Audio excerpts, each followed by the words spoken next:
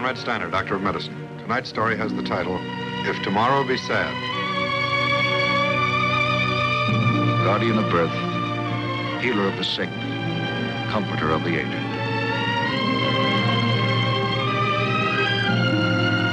And the qualities of the worthy physician are three: the eye of an eagle, the heart of a lion, the hand of a woman.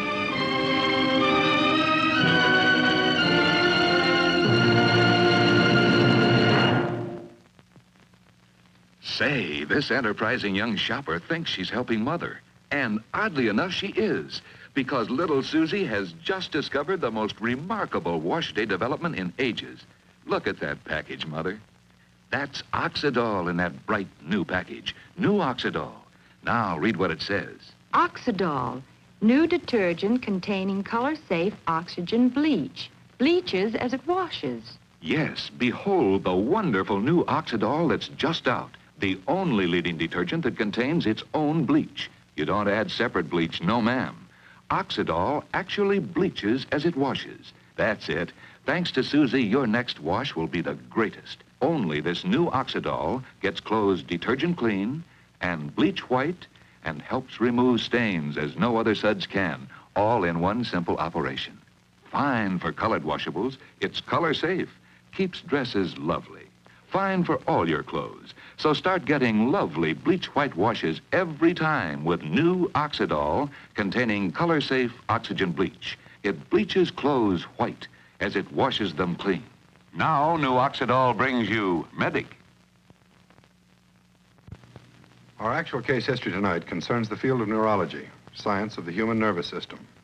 The object in point, a judgment of divorce. The case in point, Winifred Lochner, age 26, married, no children. Her husband's an automobile salesman. Winifred's a photographer's model, quite a successful one. Her face and her figure, plus a lot of hard work, have carried her to a top position in her profession. She's at the peak of her career, but she's not destined to remain there much longer. The cause of her downfall? A question mark. A vague enemy, unseen, unknown. Hold it, Win. Good. That's fine, Win. Take 10, will you? Jim, will you move those two lamps over for me? Okay, Bob. Say, Bill, come over here with me and take a look at these layouts, will you?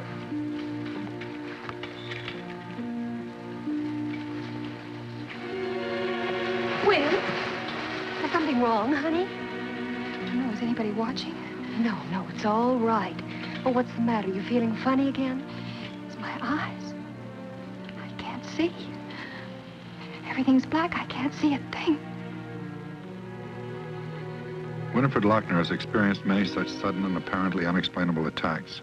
The first onslaught was launched some 10 years before, deep in the complex mechanism of Winifred Lochner's body. The signs were only minor at first, occasional, indefinable. A ringing in the ears, a crawling, itching sensation in the legs that lasted a day or two, then disappeared. And as time went on, there were other signs, a transient pain in the back, faulty vision, a sense of overwhelming fatigue which came without warning. One day she might feel on top of the world, and the next only half alive. Time went on. The numb feeling in her left leg came more often, became more pronounced. But it did not remain. For 10 years, the signs came and went, each time a little stronger, a little more severe. Winifred Lochner weathered them all. Well, there's my doll now. Thought you'd never get home. How are you, sweetie? Hi, honey. Say, you seem a little dragged out. What's the matter? Rough session today? No, just hold on to me a minute, please. Oh, well, come on now. Tell your loving old husband all about it. Can't have the prettiest wife in town dragging around, can we? Well, it happened this afternoon, Eddie. I had another one of those funny attacks. It was at Kennedy's studio. Everything went black. It lasted nearly 2 hours. I tell you, I couldn't see a thing. I was blind. Blind? Oh, come off it, will you, kid? I tell you, it's all in your mind. Every week there's something new. Now, snap out of it, huh? I'm telling you the truth, Eddie. I couldn't see. All right, so maybe you couldn't. You can see all right now, can't you? Hysterical. That's your trouble. It's high time you straighten up, kid. Well, if you don't believe me, you can ask Stella Peterson. She was working with me. I don't have to ask Stella. I've seen you in and out of this for 5 years, more than that, as a matter of fact. 1 week your foot goes dead, then you have a backache, then your ears ring, then you're dizzy.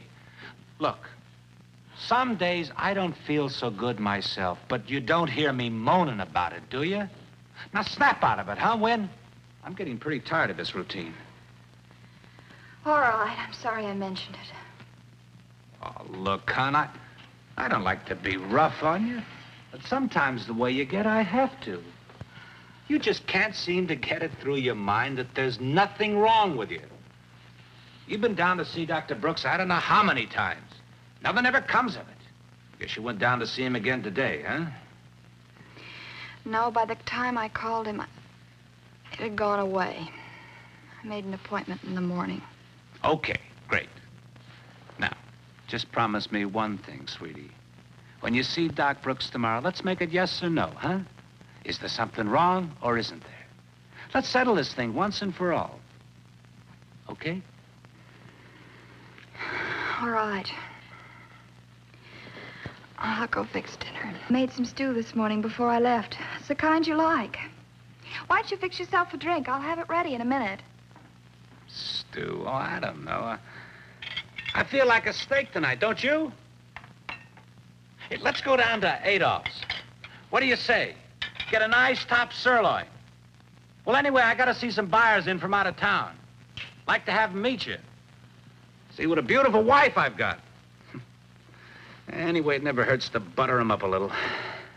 I'd rather not. I'm a little tired, Eddie, if you don't mind. Come on, beautiful. The fresh air will do you good. Get out, move around. Best thing in the world for you. Hurry up. We'll be able to catch the 10:30 floor show. I'll get my coat. I want the truth, Doctor. I have to know. Under the circumstances, I think you should know. There's every indication you have a disease of the central nervous system, Mrs. Lochner. It's called multiple sclerosis. It's nothing to get panicky about. By the same token, it's nothing you can ignore. Multiple sclerosis? I've heard about it, but I don't know exactly what it is. Well, actually, it's not too difficult to explain. You see, the various nerves in your body are surrounded by a kind of insulating material. It's a fatty substance called myelin. And this myelin insulates the nerves the same way that a telephone cable is insulated with rubber or other materials. In multiple sclerosis, for some unknown reason, this insulating substance around the nerves disintegrates. This myelin is destroyed at several points, and scars are formed in its place. That accounts for the name of the disease. Multiple, many. And sclerosis, scarring, or hardening of. Well, then it's the scars left on the nerves that cause the trouble. In essence, that's about it. If a number of scars are formed along a certain nerve stem, and these scarred areas are severe or extensive enough, then the impulses transmitted from the brain along this nerve to a particular part of the body are obstructed. But it's been 9 years since it started. First the dizziness, then my legs, and the pain in my back, then my eyes. I asked you for the truth, Doctor. You're a neurologist. You should know. What's going to happen to me? I wish I could tell you, Mrs. Lochner. I can't. You've contracted a disease, Mrs. Lochner. It's serious, but not hopeless. There are 2 ways to face it. You can refuse to let it get the best of you, and possibly you can beat it down. Either that, or you lay back and let it beat you down to the ground. Either way, it's up to you. It's all in your hands.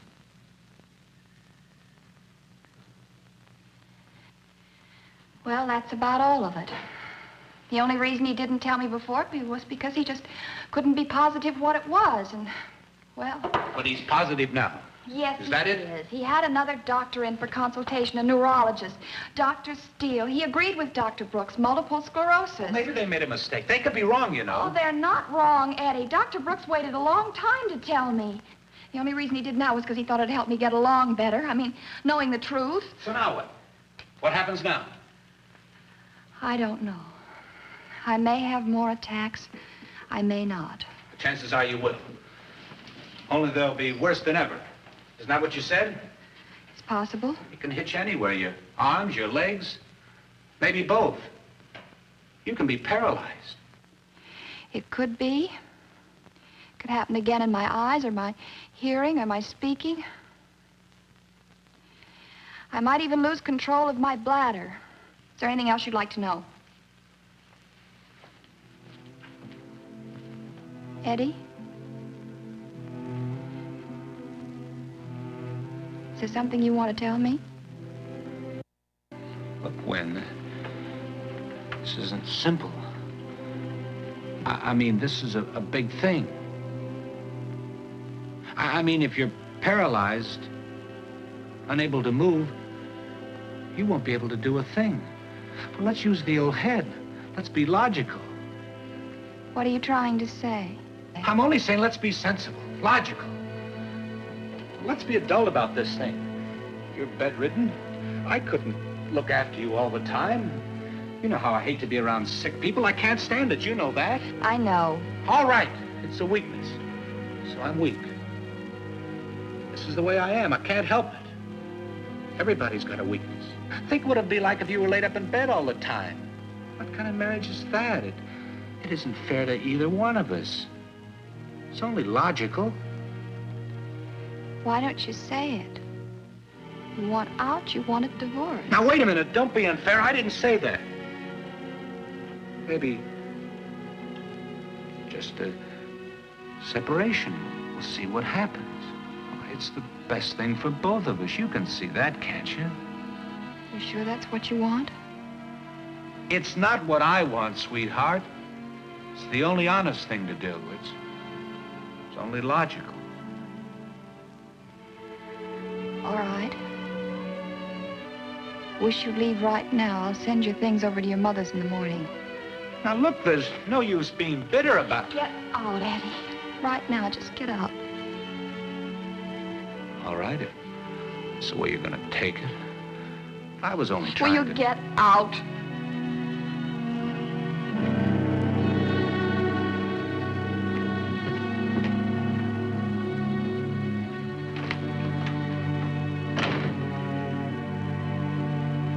So ends one of the darkest days in the young history of Winifred Lochner. And for a moment, the realization is overwhelming, almost too much to bear. Not only must she face a future dark and most uncertain, but she must face it alone.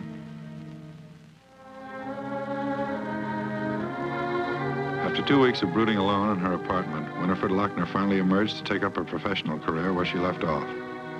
She made up her own new formula for living as a multiple sclerotic. A formula composed mainly of mistrust, bitterness, self-pity, and resentment. She was out to show her husband and the rest of the world that despite her suffering, she could carry on alone. She wanted no one. She asked for nothing. Seemingly to prove her point, she drove herself harder than ever, contrary to urgent recommendation from her physician, Dr. Brooks, that she have adequate physical rest, mental relaxation, and an adequate diet. Advice that applies to all persons, especially those afflicted with multiple sclerosis. Weeks passed, then months. Very often at the end of a busy workday, she found she could scarcely drag herself home. Nevertheless, she kept driving herself. She had a point to prove. In November, some 9 months after she learned the nature of her illness, 9 months since the last severe attack, which left her temporarily blind, Winifred Lochner experiences a comparatively mild seizure, which affects her arm and portions of the left side of her body. Dr. Brooks first conducts a neurological check to determine the severity of the attack. Although there is still no one specific thing a doctor can do to halt the progress of multiple sclerosis, it is possible to manage the symptoms to some extent and possibly retard a relapse. Occasionally, certain anti-spasm drugs and stimulants have seemed to afford temporary relief to some patients. However, it must be remembered that the results may be influenced by actual remissions or by the patient's optimism and intense desire for a cure. But it's quite evident to Dr. Brooks that as a result of his patient's attitude toward her illness, she's ignored basic rules of health which so often tend to aid the multiple sclerotic in coping with the affliction. He impresses on her once again the vital importance of adequate diet and avoiding both mental and physical strain. But the best medical advice from the finest physicians in the world means nothing at all if the patient sees fit to disregard it. Such was the case with Winifred Lochner. After 5 days rest at home, the numbness in her left arm and side all but disappeared. And 2 weeks later, she was back working under the same heavy schedule, still determined to prove her point. In one sense, she was proving it. With modeling agencies and fashion photographers, she became more and more in demand. Her career advanced rapidly. Prominence, luxury, acclaim, they seemed only a matter of time.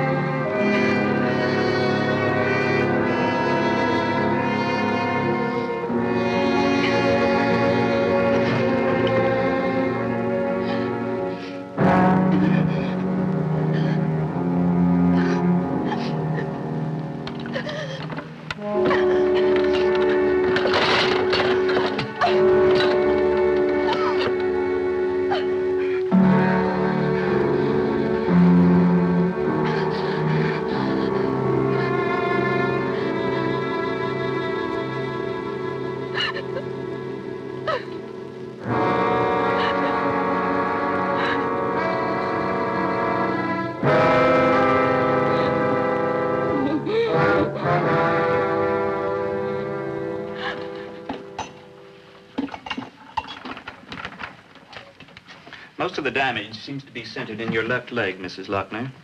We won't have a detailed picture until we run the various neurological tests. We'll start first thing in the morning. But my right arm's numb. I can't feel a thing. Is it going to be permanent? I really can't say. After the tests tomorrow, we'll evaluate your disability.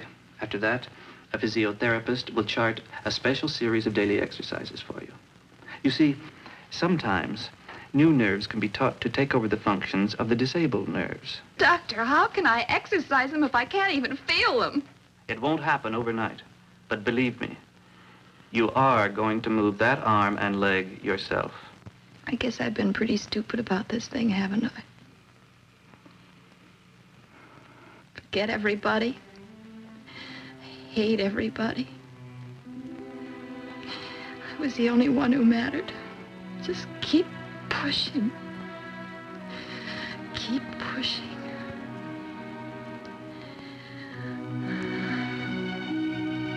Well, you may not believe it, but it really helped at the beginning. About time for a change, wouldn't you say? I'd say so. You can live on bitterness just so long. Then you have to look for something better.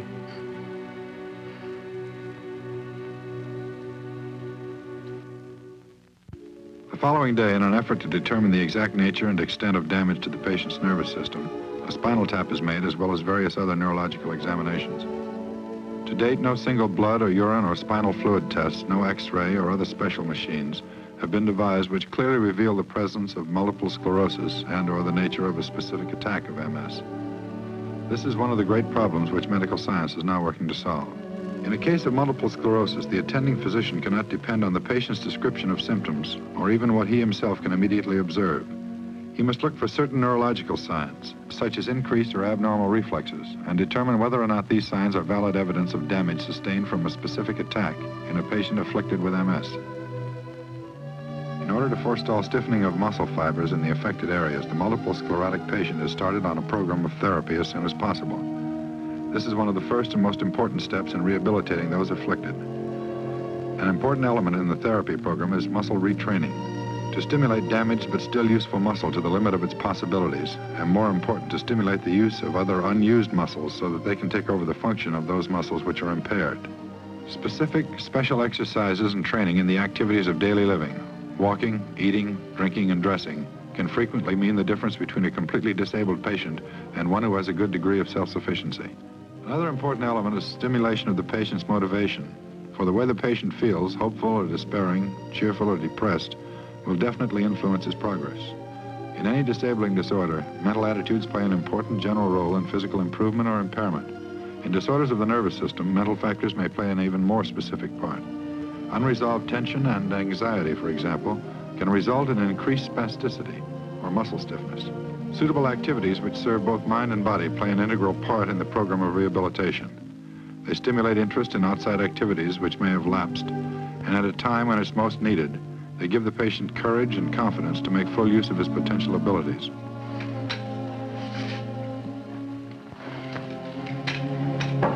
Come in. Hi. Hi, Sal.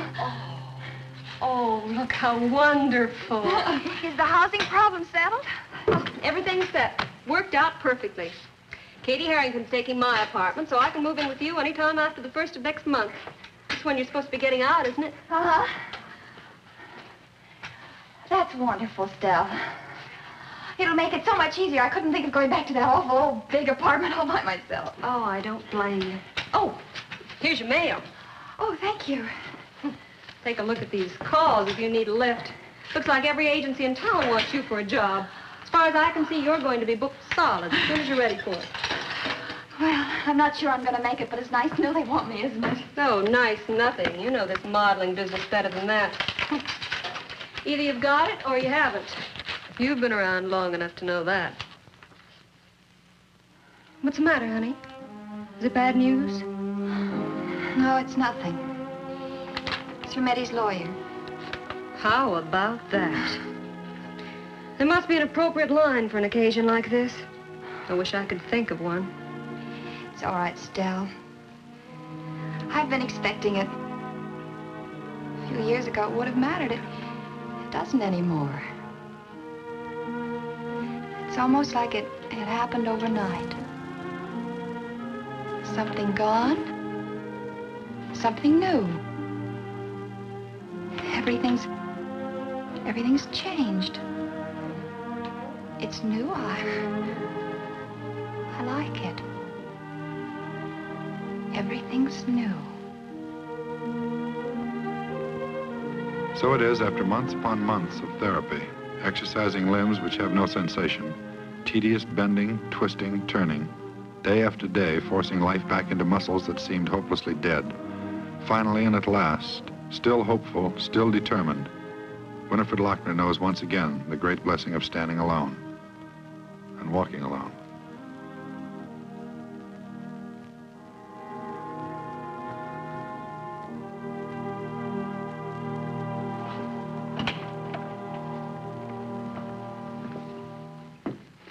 There's just one thing I wanted to speak to you about before I run along. About your modeling. Make up your mind about that yet?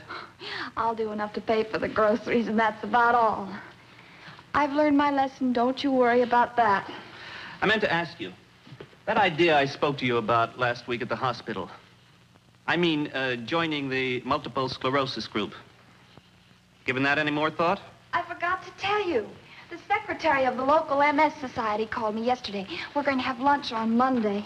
I don't know much about it, but it sounds quite interesting. Oh, that's quite a story. Ever since the National MS Group was founded, they've started special clinics, therapy, rehabilitation programs, things like that. Doctors, nurses, technicians, they've all pitched in to help. Well, how do I fit in? What can I do to help them, and what can they do for me? It works on the same principle like Alcoholics Anonymous. By giving, you receive. You help others, you help yourself. I see. That makes a lot of sense. Oh, it's helped thousands of young people all over the country. I'm sure it'll help you. Well, I must rush off. Let's get to the office. Goodbye, Mrs. Lochner. I wish I could find the right words to tell you how I feel. Words aren't important, believe me. You just take care of yourself. Win, you here? Hi, you're early. Oh, you bet I am. Hello, Doctor. Good afternoon. Your big day today, honey. You made it. You're Queen of the May. What do you mean? What are you talking Oh, about? Willie Morgan tipped me off. He's on the awards committee. You'll get one of these in the mail tomorrow. Look at it. Model of the Year, the American National Award. Oh, you can't do any better than that. It can't be. I mean, it's silly. It must be some sort of mistake. Well, it can't be me. There's no mistake. You're it. You deserve it. I hope you stick to your new schedule. Well, don't worry about that. I know those rules backwards and forwards. Realize your limitations. Don't let anything get you down. Live one day at a time. Meet tomorrow when it gets here.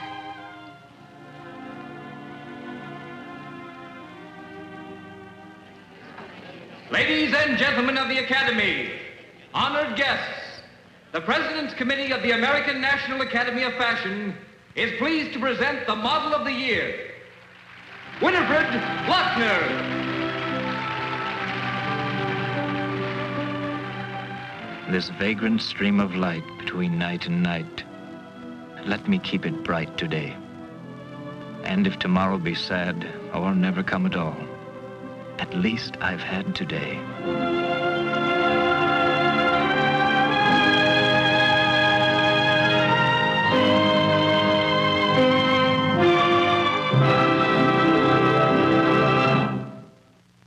Now Medic's joint sponsor, the makers of General Electric light bulbs. How would you like to be lying in the sun right now? There's just nothing like a beautiful tan to make a woman more appealing, and any man look his masculine best. Few of us can get away to sunny beaches just now, but there is a way that many can lick old man winter. If you tan under the summer sun, you'll want to use this economical General Electric sun lamp. You can use a General Electric sun lamp anywhere in your home, living room, bedroom, bathroom. Just put it into an ordinary light bulb socket and use it only a few minutes a day. Keep the whole family looking its best this winter with the small, handy, easy-to-use GE sun lamp. Buy a General Electric sun lamp tomorrow. Only $9.95 at your General Electric lamp dealers.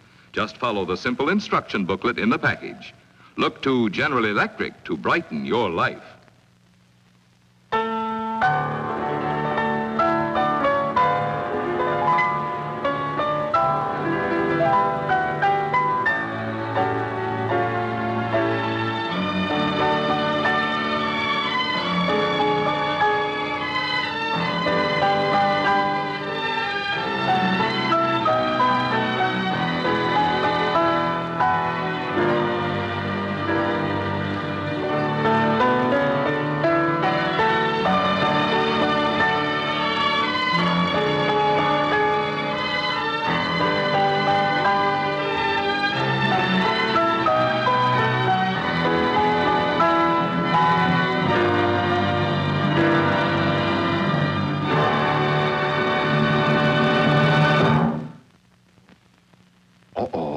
This little man is apparently lost. His wife sent him on this shopping expedition, never dreaming he'd stumble on the greatest wash day development in years. What's this? By George, what's happened to Oxidol? New package. Nice. Read it. Oxidol, new detergent containing color-safe oxygen bleach. Bleaches as it washes. New Oxidol, just out. The only leading detergent that contains its own bleach. You don't add separate bleach. No, ma'am. Oxidol actually bleaches as it washes. Take it home to the little woman. Only this new Oxidol gets clothes detergent clean and bleach white and helps remove stains as no other suds can, all in one simple operation. And for colored washables, it's color safe. Start getting lovely bleach white washes every time with new Oxidol containing oxygen bleach. It bleaches clothes white as it washes them clean. Medic was brought to you by Oxidol. Tune in next week.